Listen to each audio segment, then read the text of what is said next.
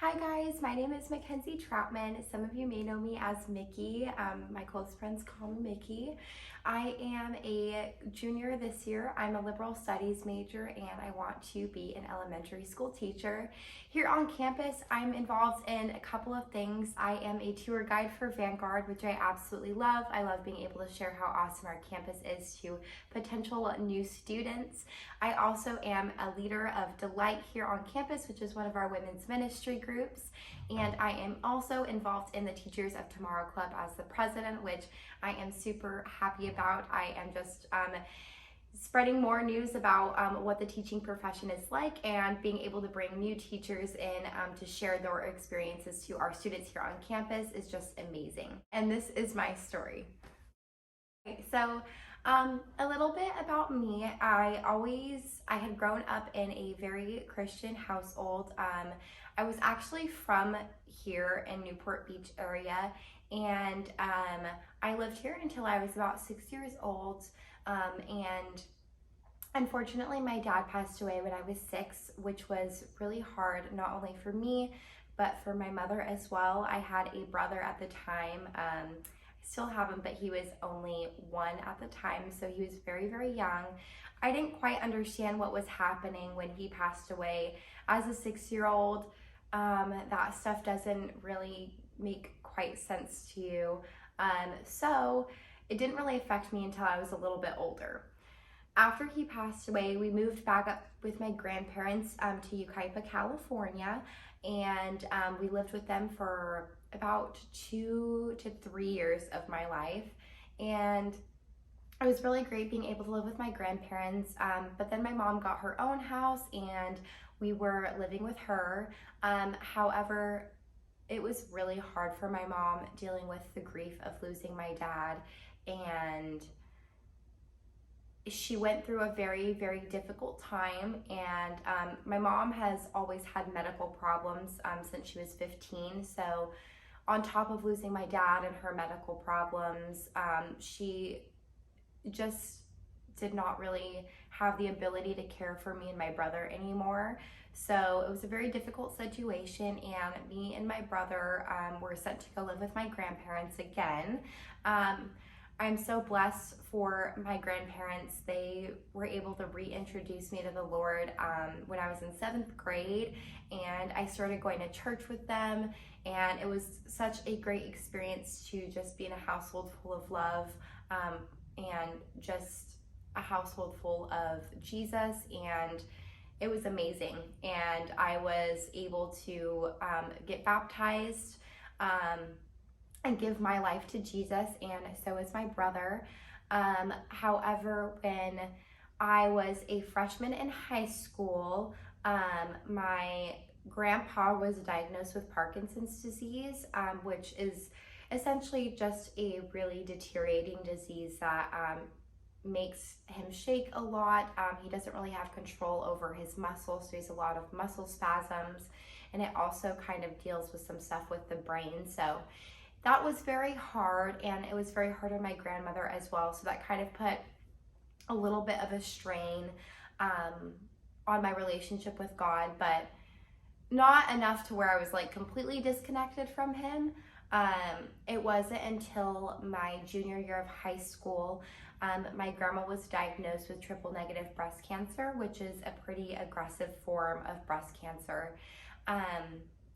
It was really hard for me. I felt that the whole world was against me. I thought that God was against me. I just felt that so many bad things had happened to me in my life. My mom not being able to care for us, my dad passing away, my grandpa getting Parkinson's, and now my grandma getting breast cancer. My mind immediately went to my dad when my grandma was diagnosed with breast cancer, because he passed away from cancer. So I, for some reason, immediately associated cancer with death, and I was convinced that I was going to lose my grandma, and I kind of just rebelled against God. I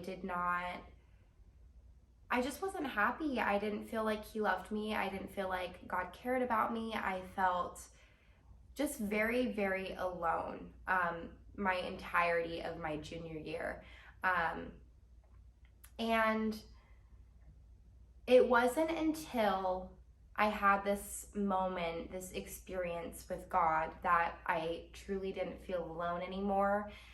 It was pretty much when I was at my rock bottom. I'm not gonna lie, and I think it's important to all acknowledge that it's okay to be at rock bottom sometimes, but I was at rock bottom, and I just kind of went to church one day. It was to my youth group, and I just kind of expressed to my youth pastors that, I wasn't doing well. I felt just very alone. And we sat down and prayed. I was on my hands and knees just asking the Lord to give me some sort of sign that I wasn't alone. And it was in that moment that I really just felt the Lord's presence all over my body. I felt peace within me. And I kind of just saw this image of God with his hand upon me.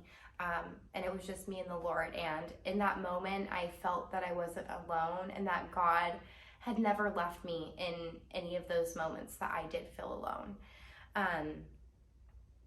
And after that day, I just started getting back into the Word of God. I started getting back into my Bible, going back to church.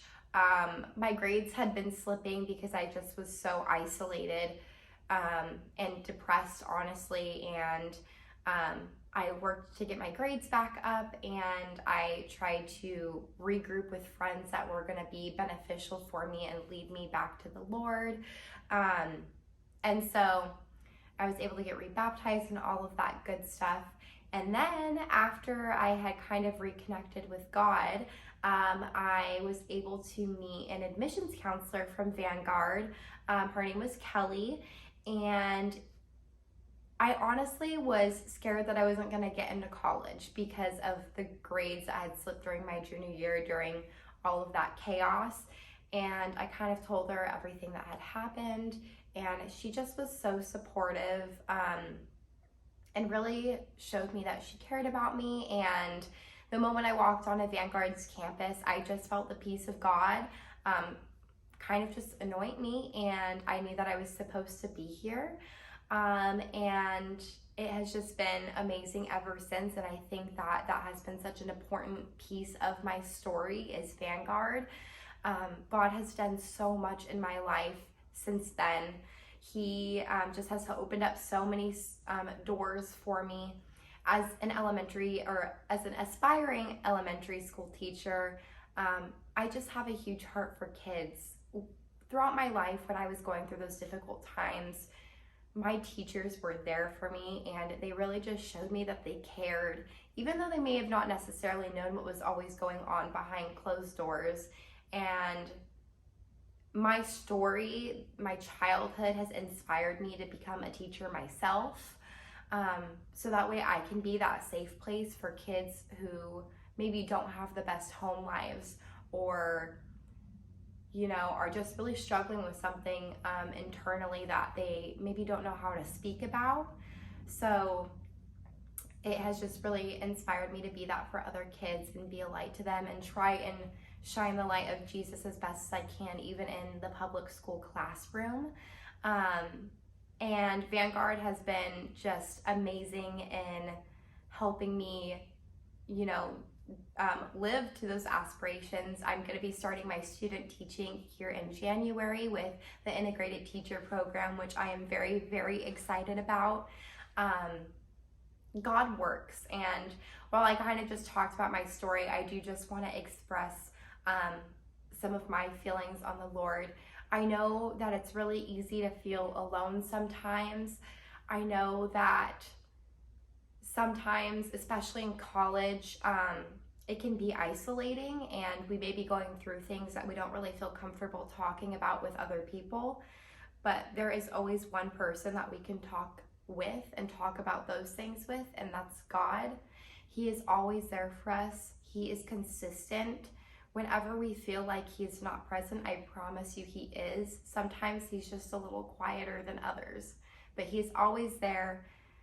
Our story is the one that he wrote for us, and I promise that he has a plan for your life. In Deuteronomy 31:6, This is kind of just the verse that I have lived with ever since my junior year of high school.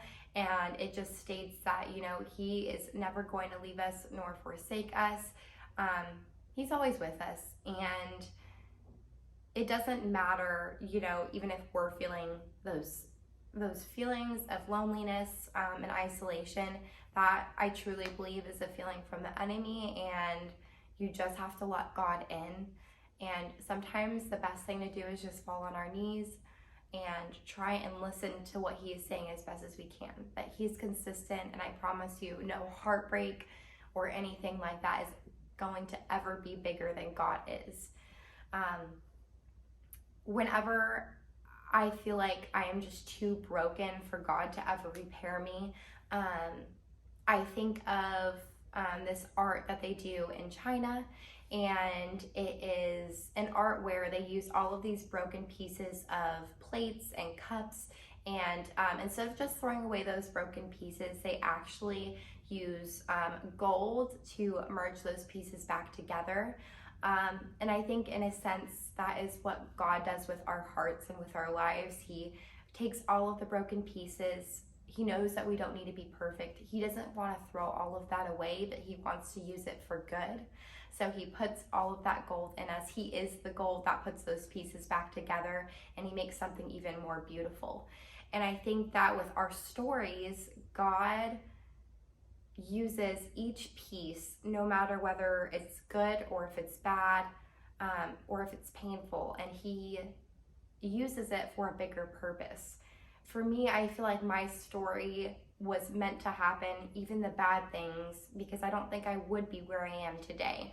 I don't think I would want to be an elementary school teacher and impact kids in that way.